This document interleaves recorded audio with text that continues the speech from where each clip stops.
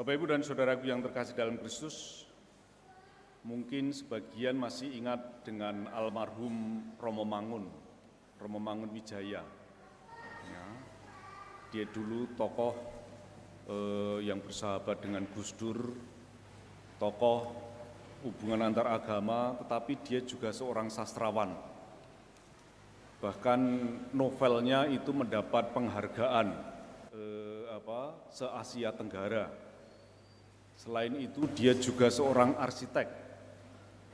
Arsiteknya yang membuat tempat peziarahan Sedang Sono itu mendapat penghargaan juga. Di salah satu bukunya yang berjudul Sastra dan Religiositas, Romo Mangun mencoba membedakan apa yang namanya iman dan apa yang namanya religiositas dan apa yang namanya agama. Religi, agama, dan religiositas, iman. Itu dua hal yang berbeda. Iman, agama dulu, agama itu lebih melihat pada tata aturan keagamaan. Ya, di dalam gereja Katolik ada yang namanya 5 perintah gereja. Masih ingat nggak 5 perintah gereja? Boro-boro gitu ya. Kita diajak untuk senantiasa mengikuti misa hari Minggu atau mengikuti misa paling tidak setahun itu 1 kali, terutama malam Paskah. Tapi kita juga diajak untuk tidak minimalis, gitu ya. Orang yang hanya memang taat agama kan ajakannya kan cuma setahun sekali. Ya. Itu orang yang hanya sekedar beragama. Tetapi orang yang beriman kemudian tidak hanya berhenti pada itu, bahwa mengikuti misa itu bukan hanya sekedar ketaatan pada aturan, tetapi sungguh karena panggilan hati, karena riak getaran hati. Bagi Romo Mangun, iman itu adalah itu. Riak getaran hati yang sedikit banyak itu sangat personal, menyangkut relasi yang paling personal aku dengan Allah. Bahkan dengan orang yang paling dekat denganku pun itu tidak akan pernah keintiman relasiku dengan Allah itu tergambarkan. Suami istri ikut misa bareng, tapi doanya tetap doa sendiri-sendiri. Dan dalam doa kesendiriannya itu,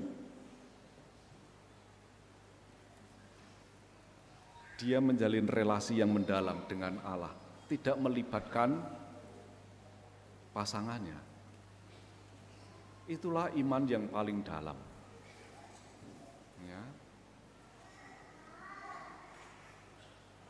Karena manusia itu meliputi hal itu, artinya dalam kedalaman batinnya itu ada yang seperti itu, maka itu juga perlu dihormati, perlu dihargai. Maka walaupun dia itu adalah pasangan hidupku, dia itu adalah istriku, dia itu adalah suamiku, tetapi sadarlah juga, dia tetap bukan milikmu.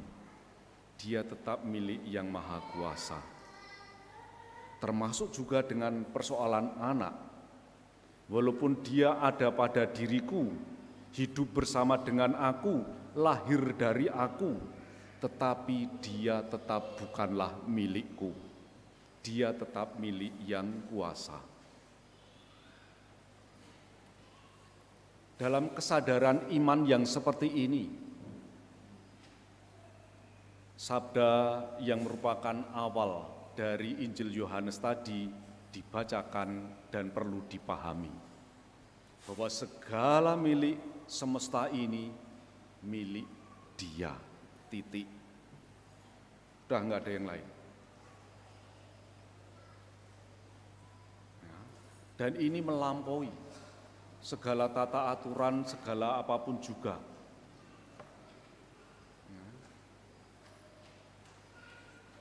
Hanya memang atas kebesaran kasih Allah itu tadi, maka manusia itu diberi kebebasan. Maka anugerah terbesar yang diberikan Allah kepada manusia itu adalah anugerah kebebasan. Kebebasan untuk memilih. Maka tadi juga dinyatakan, dia datang sebagai terang di dalam kegelapan, tetapi seringkali orang lebih memilih kegelapan. Dia datang mendatangi miliknya, tetapi miliknya itu tidak mau mengakui dia. Tetapi orang yang mau menerima dia beroleh kuasa, beroleh berkat. Maka Bapak Ibu dan Saudaraku yang terkasih, Natal itu menyentuh kedalaman iman kita. Natal itu adalah peristiwa iman, bukan melulu peristiwa agama, tetapi peristiwa iman.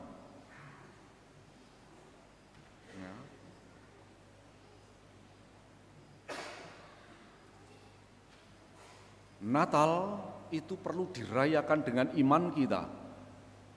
Peristiwa agama itu memang Natal dirayakan tanggal 25 Desember. Itu agama. Sebelum 25 Desember kita diajak untuk tidak merayakannya. Tetapi iman kita, batin kita itu senantiasa hadir, menghadirkan Natal itu tadi. Apakah memang betul Yesus itu lahir tanggal 25 Desember?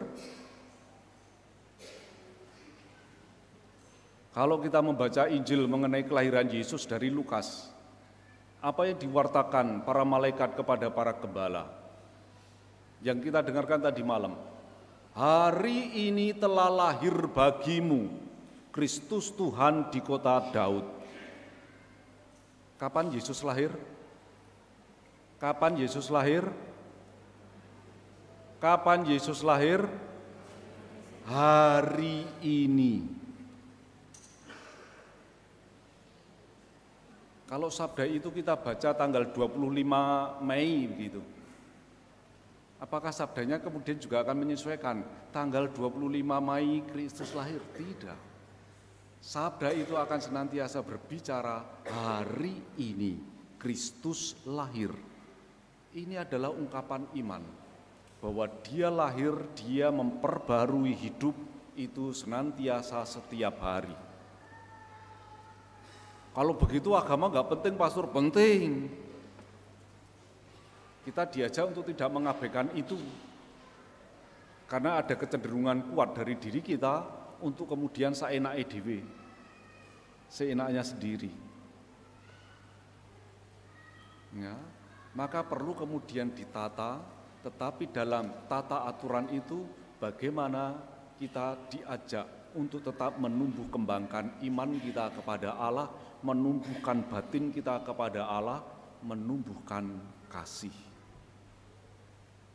Jadi ketika kita diajak menilai seseorang imannya itu kuat atau tidak, itu bukan dari hafalnya kitab suci, bukan dari hafalnya aturan tidak boleh ini, tidak boleh itu, bukan dari itu, tetapi dari kasih-Nya.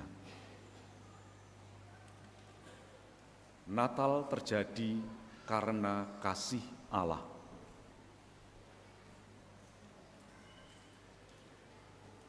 Begitu besar kasih Allah akan dunia ini, maka Ia mengaruniakan putranya yang tunggal kepada kita.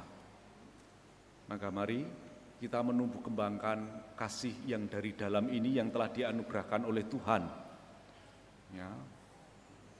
Melalui peraturan-peraturan keagamaan yang ada, tetap kita mencoba taat, tetapi senantiasa bagaimana dalam peraturan itu, kasih itu, iman kita, kesetiaan kita kepada Tuhan, coba juga kita tumbuh kembangkan pula. Peraturan memang bisa dirubah, ya bisa jadi nanti peraturan juga berubah. Ya.